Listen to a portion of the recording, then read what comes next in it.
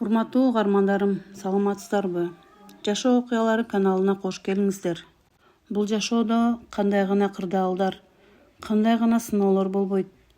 Кээде биз эң ишенген, өмүрүмдү берем деген адамыбыздан күтүлбөгөн сокку жейбиз. Соккудан да жаманы саткындык менен калптын арасынан чындыкты издеп калуу.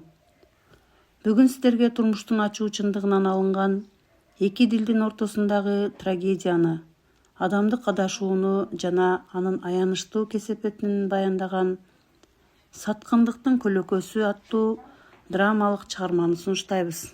Чыгарманы аягына чейин угуп, өз ой пикириңизди калтырууну унутпаңыздар. Анда эмесе окуяга орун берели. Асан менен Нурзада үйлөнгөнүнө араң 5 жыл болгон эле. Алар эч кимден кем эмес, бактылуу түгөйлөрдөн болуп жашашкан. Асан токтоо, жумуш деп түн катып үй бүлөм эч нерседен кем болбосун деген эмгекчил жигит болчу. Анын жалгыз максаты аялы Нурзадага бардык шартты түзүп берүү эле. Айылдагы кичинекей үйдөн шаарга көчүп келишкен. Жаңы батир алышкан. Бирок ипотеканын оор кредити, карыздар Асанды чет өлкөгө иштеп акча табууга түрттү. Нурзада: «Мен 2 жылдай убакыт каттуу иштеп келейин. Үйдү бүтүрүп, өзүбүздүн чакан бизнесибизди ачабыз. Чыдап тур, мен сени жакшы көрөм», — деди Асан аэропортто аялын кучактап коштошуп жатып.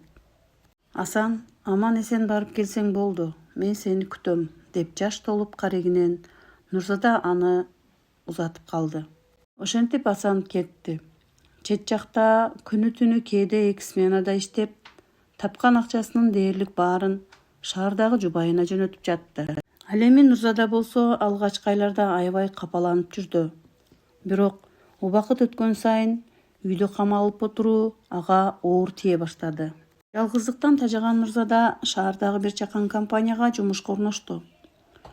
Акчадан көйгөй жок болгону менен ага көңүл буруу, эркелеткен сөздөр жана жанында жөлөк болчу адам жетишпей жатты. Анын жумушунда Элдияр деген куракташ, сырткы келбети келишимдүү, чечен сүйлөгөн жигит бар эле.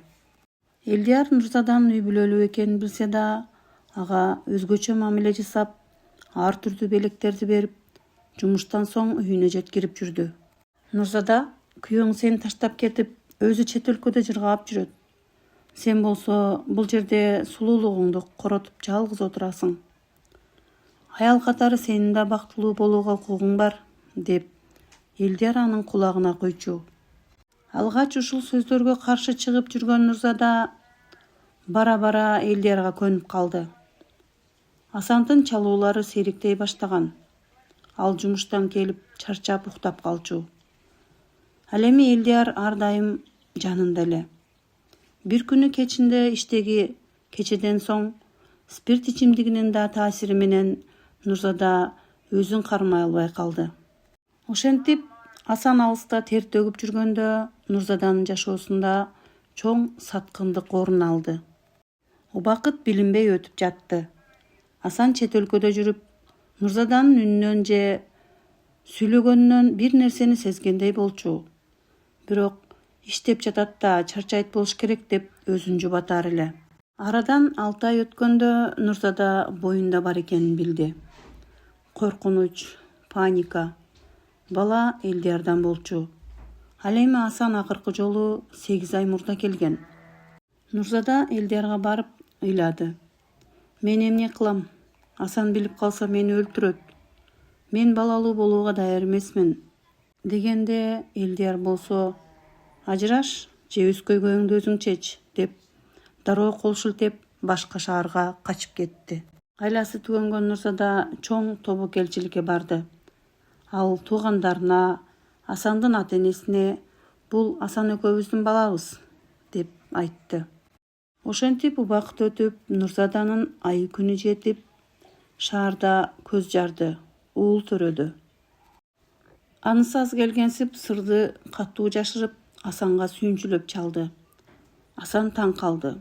Анткени ал акыркы ирет келгендеги убакыт менен эсептегенде ай күнү дал келбей жаткан.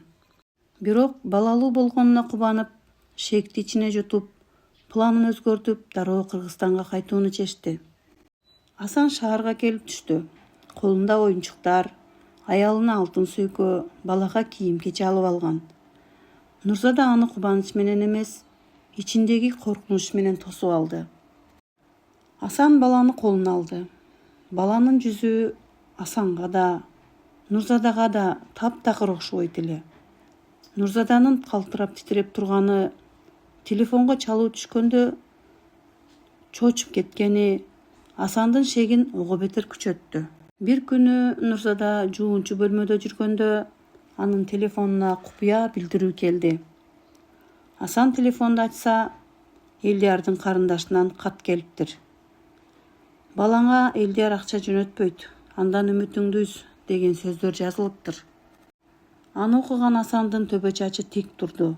Дүйнөсү аң-таң болуп, ал аялына эч нерсе дебей, баланын ДНК тест анализдерин тапшырды. 2 жумадан кийин тесттин жыйынтыгы чыкты. Баланын биологиялык атасы Асан эмес экен. Асан кагазды колуна кармап үйгө келди. Анын көзүндөгү каар, ичиндеги күйүт Нурзаданы сүрдөнттү. Бул кимдин баласы? Деди Асан кагазды солго ыргытып, үнү калтырап. Асан, мен жаңылдым. Мен жалгыз калып азгырылдым. Нурзада тизелеп ыйлап кирди. Кечир мени, бир жолу кечирип койчу. Мен чет жакта сен эч нерседен кем кылбайын деп түнү менен иштеп жүрсөм, сен менин маңдай теримди, ишеничимди башка бирөөгө тебелетип жаттыңбы? Мен сени аялым деп ишенгем. Асандын үнү бүткүл үйгө жаңырып турду.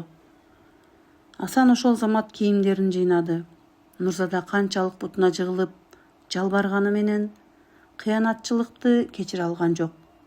Эч нерсеге карабай ажырашууга арыз берди. Арадан убакыт өтүп, ажырашуу жараяны аяктады. Нурзада баласы менен жалгыз калды. Ата-энеси, журт бул окуяны угуп, андан жүзүн бурушту. Элдер аны такыр кабыл алган жок. Нурзада өзүнүн 1 мүнөттүк алсыздыгы, азгырыгы үчүн бүткүл келечегин, чыныгы сүйүүсүн жана абийирин жоготконун түшүндү. Бирок убакытты артка кайтаруу мүмкүн эмес эле. Ал эми Асан болсо жүрөгүндөгү терең жара менен адамдарга болгон ишеничин жоготуп, жаңы жашоо баштоого айласыз кадам таштады.